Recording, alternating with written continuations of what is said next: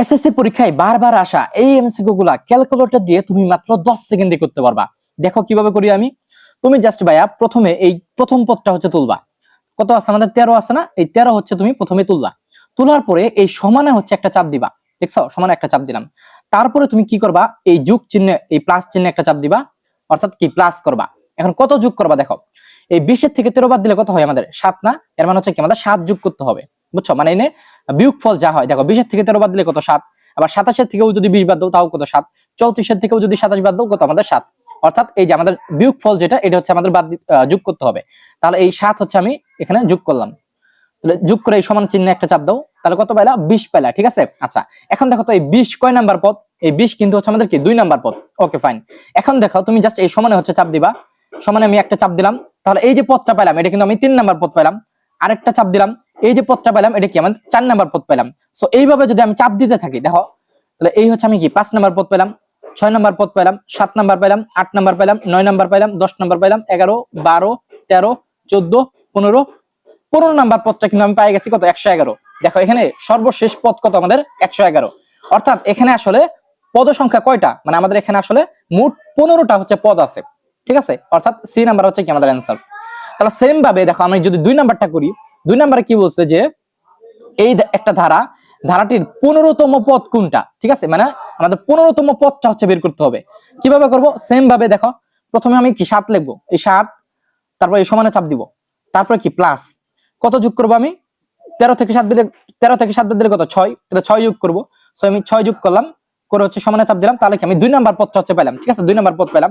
So same ভাবে আমি কি সমানে চাপ দিতে থাকবো, তাহলে এই হচ্ছে আমি 3 নাম্বার পদ পেলাম, এই হচ্ছে 4 নাম্বার পেলাম, এই হচ্ছে 5 নাম্বার পেলাম, এই হচ্ছে 6 নাম্বার পেলাম, এই 7 নাম্বার পেলাম, 8 পেলাম, 9 পেলাম, 10 পেলাম, 11 পেলাম, 12 পেলাম, 13, 14, 15।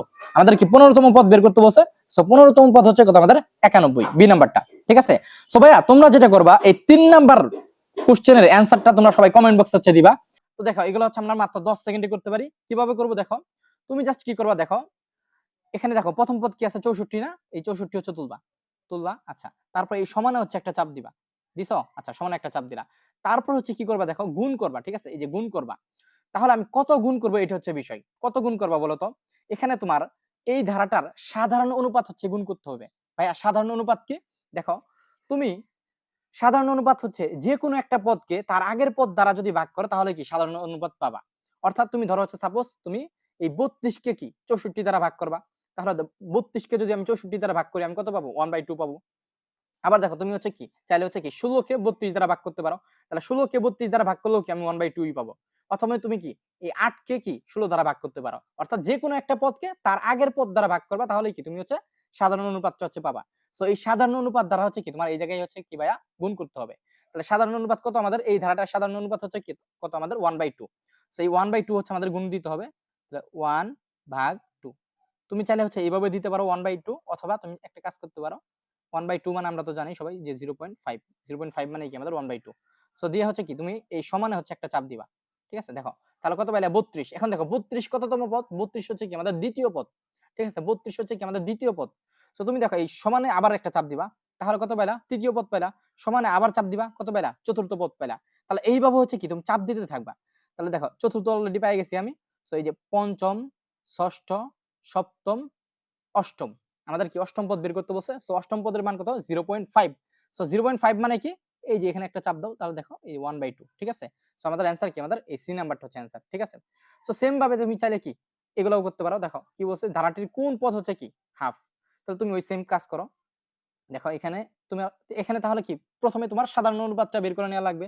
তাহলে সাধারণ অনুপাত যদি বের করো, সাপোজ আমি 64 ধরলাম, তাহলে 64 কে ভাগ করতে হবে কি তার আগের পদ দ্বারা। তাহলে তার আগের পদ কত 128। সো এই হচ্ছে কি 128। তারপর কি এই সমান হচ্ছে চাপ দাও, কত 0.5 বের হইছে, এটা মনে রাখো। হ্যাঁ 0.5 বের হইছে। এবার তাহলে কি করবা, এই প্রথম পদটা হচ্ছে তুলো, 128 তুললাম, তারপর কি সমানে চাপ দাও, দেওয়ার পর হচ্ছে কি গুণ দিতে হবে। কত গুণ দিব, ওই যে সাধারণ অনুপাত যেটা বের হইছে ওইটাই গুণ দিব। তাহলে কি 0.5 বের হইছে, সো 0.5 আমি হচ্ছে কি গুণ দিলাম, দিয়ে কি সমানে চাপ দিবা, তাহলে কি 64 পাইলা। 64 কত নম্বর পদ, দ্বিতীয়। আবার চাপ দাও, তৃতীয় পদ পাইলা, আবার চাপ দাও চতুর্থ, পঞ্চম, ষষ্ঠ, সপ্তম, অষ্টম, নবম। দেখো তোমাদের বলছিল ধারাটির কোন পদ হচ্ছে হাফ, হাফ মানে কি 0.5। সো আমাদের ধারাটির কোন পদ হাফ, আমাদের হচ্ছে কি নবম পদ হচ্ছে কি হাফ বের হইলো। সো আমাদের অ্যান্সার কি এই নাম্বারটা, ঠিক আছে। সো ভাইয়া সেম ভাবে তোমরা যে কাজটা করবা সেটা হচ্ছে এই যে 3 নাম্বার আর 4 নাম্বারের অ্যান্সারটা, হ্যাঁ 3 নাম্বার আর 4 নাম্বারের অ্যান্সারটা সবাই হচ্ছে কমেন্ট বক্সে দিবা ইনশাআল্লাহ, তাহলে আমি বুঝবো যে তোমরা সবাই হচ্ছে কি বুঝতে পারছো, ঠিক আছে। সো এই ভিডিওটা যারা হচ্ছে পেজ থেকে দেখতাছো অবশ্যই পেজে ফলো করে দিবা এবং ভিডিওতে একটা লাইক করবা, এবং যারা ইউটিউব থেকে দেখতাছো তারা হচ্ছে কি চ্যানেলে অবশ্যই সাবস্ক্রাইব করে দিবা ইনশাআল্লাহ। আর যারা হচ্ছে আমাদের পেইড ব্যাচে ভর্তি হতে চাও, এসএসসি 27 অথবা 8 ব্যাচ যারা আছো, আমাদের টার্গেট এ প্লাস কোর্সে যারা ভর্তি হতে চাও, ভিডিওতে দেওয়া হোয়াটসঅ্যাপ নাম্বার হচ্ছে আমাদেরকে নক দিবা ইনশাআল্লাহ, তাহলে কি ভর্তি হতে পারবা। ধন্যবাদ সবাইকে, আসসালামু আলাইকুম।